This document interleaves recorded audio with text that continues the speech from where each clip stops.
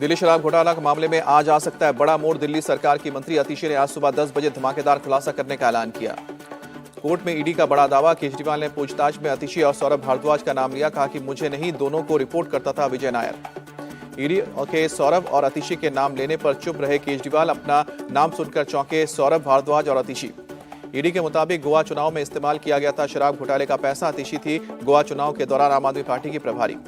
BJP नेता मनजिंदर सिंह सिरसा बोले, सौरभ भारद्वाज और अतिशी मुख्यमंत्री ना बन जाए, इसीलिए केजरीवाल ने दोनों का नाम लिया।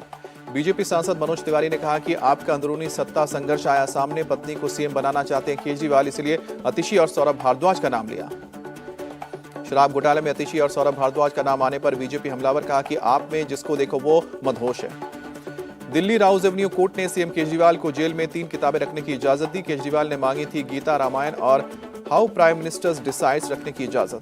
कोर्ट ने सीएम केजरीवाल को घर का खाना मुहैया करवाने का भी आदेश दिया है। अपना बिस्तर और तकिया रखने की भी अनुमति मिली है। कोर्ट ने जेल प्रशासन को दिया निर्देश, सीएम केजरीवाल का ब्लड प्रेशर और शुगर लेवल की नियमित जांच करवाएं, जरूरी दवाएं भी दी जाएं। राउज एवेन्यू कोर्ट का जेल सुपरिटेंडेंट को निर्देश, जेल के नियमों के मुताबिक सीएम केजरीवाल को किताबें, नोटपैड और पेन भी न्यायिक हिरासत में मुहैया करवाई जाएं। सीएम केजरीवाल की तिहाड़ जेल में गुजरी पहली रात। शराब घोटाला केस में 15 अप्रैल तक जेल में भेजे गए हैं केजरीवाल। ईडी ने नहीं मांगी रिमांड। तिहाड़ जेल की बैरक नंबर 2 में रहेंगे अरविंद केजरीवाल। 24 घंटे सीसीटीवी कैमरों से निगरानी होगी। अरविंद केजरीवाल की पत्नी सुनीता का आरोप, चुनाव तक सीएम को जेल में रखना चाहती है मोदी सरकार। इस तानाशाही का जनता देगी जवाब। तिहाड़ जेल के बाहर जुटे आम आदमी पार्टी के वर्कर्स, केजरीवाल को न्यायिक हिरासत में भेजने का विरोध। तिहाड़ से ही सरकार चलाएंगे अरविंद केजरीवाल। आम आदमी पार्टी का दावा, इस्तीफा नहीं देंगे सीएम। अरविंद केजरीवाल ने 6 लोगों के नाम जेल प्रशासन को सौंपे। पत्नी, बेटा, बेटी के अलावा संदीप पाठक और एक दोस्त का नाम। केजरीवाल को जेल भेजे जाने पर बोले, तरुण चुग, घोटालेबाजों और भ्रष्टाचारों पर सख्त कार्रवाई होनी चाहिए। केजरीवाल को जेल भेजने पर बोले कांग्रेस नेता सुखजिंदर सिंह रंधावा, बीजेपी जो कर रही है वैसा तो अंग्रेजों ने भी नहीं किया। केजरीवाल को जेल भेजने पर हमलावर आप। कहा कि बीजेपी के इशारे पर काम करती है ईडी, सीबीआई और आईटी। पीएम मोदी का आज उत्तराखंड और राजस्थान में चुनावी दौरा। दोनों चुनावी रैली में कार्यकर्ताओं और जनता को करेंगे संबोधित। पीएम मोदी का पहला दोपहर 12 बजे दौरा होगा उधम सिंह नगर। लोकसभा सीट में रुद्रपुर जाएंगे। केंद्रीय मंत्री अजय भट्ट के लिए वोट मांगेंगे। पीएम मोदी की दूसरी रैली दोपहर 3 बजे राजस्थान में जयपुर ग्रामीण लोकसभा सीट के कोटपुतली में होगी। बीजेपी उम्मीदवार राव राजेंद्र सिंह के लिए मांगेंगे वोट। प्रधानमंत्री की रैली से पहले राजस्थान के मुख्यमंत्री भजनलाल शर्मा ने कोटपुतली का दौरा किया, तैयारियों का जायजा लिया। पीएम मोदी आज शाम को 6 बजे बिहार के कार्यकर्ताओं के साथ करेंगे संवाद। वीडियो कॉन्फ्रेंसिंग के जरिए जुड़ेंगे। पीएम मोदी के आवास पर सोमवार देर रात हुई बड़ी चुनावी बैठक। जेपी नड्डा, अमित शाह, राजनाथ सिंह के अलावा अश्विनी वैष्णव और विनोद तावड़े मौजूद थे। बैठक में लोकसभा चुनाव में पार्टी की तैयारी और रणनीति पर चर्चा हुई। करीब 6 घंटे तक सभी मुद्दों पर हुआ गहन मंथन। पीएम मोदी ने सोमवार की रात गुजरात के सीएम भूपेंद्र पटेल से की मुलाकात। चुनावी तैयारियां सहित राज्य की स्थिति पर चर्चा की। सीएम योगी का आज यूपी में तूफानी चुनावी दौरा। पीलीभीत, बदायूं और बरेली में प्रबुद्ध वर्ग सम्मेलन को करेंगे संबोधित। केंद्रीय गृह मंत्री अमित शाह का आज कर्नाटक दौरा। बेंगलुरु में सुबह 9 बजे बीजेपी और जेडीएस के नेताओं के साथ नाश्ते पर करेंगे चर्चा। अमित शाह बेंगलुरु पैलेस ग्राउंड में बीजेपी शक्ति केंद्र प्रमुखों के सम्मेलन में हिस्सा लेंगे। कोर कमेटी की बैठक में नेताओं से करेंगे मुलाकात। अमित शाह बेंगलुरु ग्रामीण के चन्नापटना टाउन में शाम को 6 बजे करेंगे रोड शो। बीजेपी और जेडीएस के नेता भी होंगे रोड शो में शामिल। बीजेपी अध्यक्ष जेपी नड्डा का आज मध्य प्रदेश दौरा। जबलपुर, महाकौशल और शहडोल में करेंगे चुनावी प्रचार। बीजेपी अध्यक्ष पद्मश्री डॉक्टर एच.सी. डाबर से करेंगे मुलाकात। शाम को 7:10 पर उनके घर पर जाकर मुलाकात करेंगे।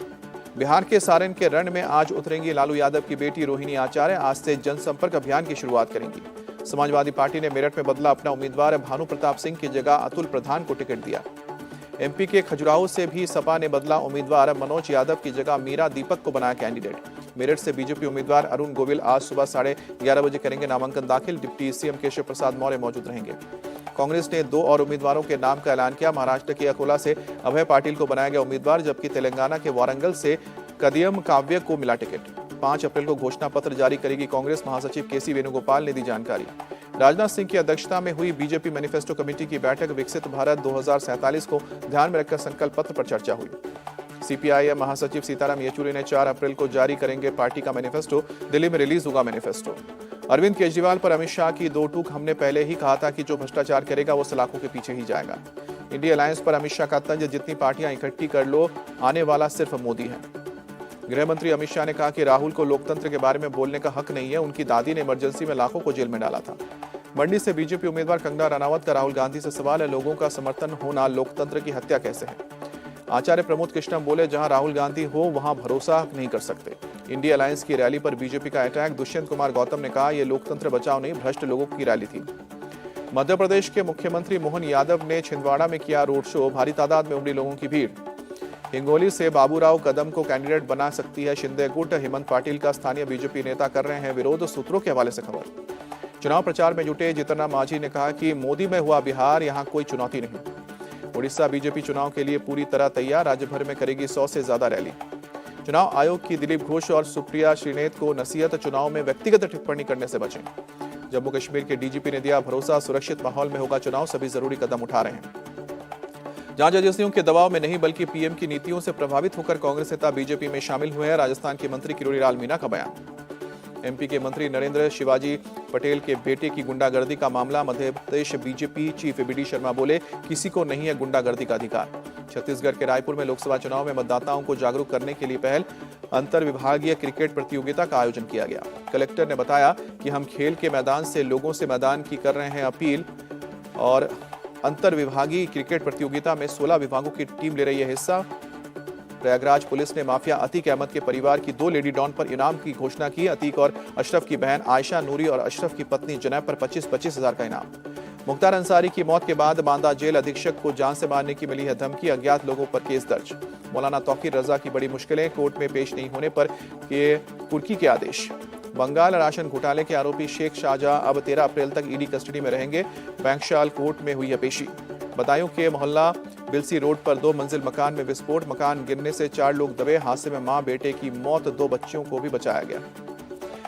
असगर नाम के शख्स का था मकान। ग्राउंड फ्लोर पर पटाखों की चलाता था दुकान। अचानक ग्राउंड फ्लोर की दुकान में लगी आग।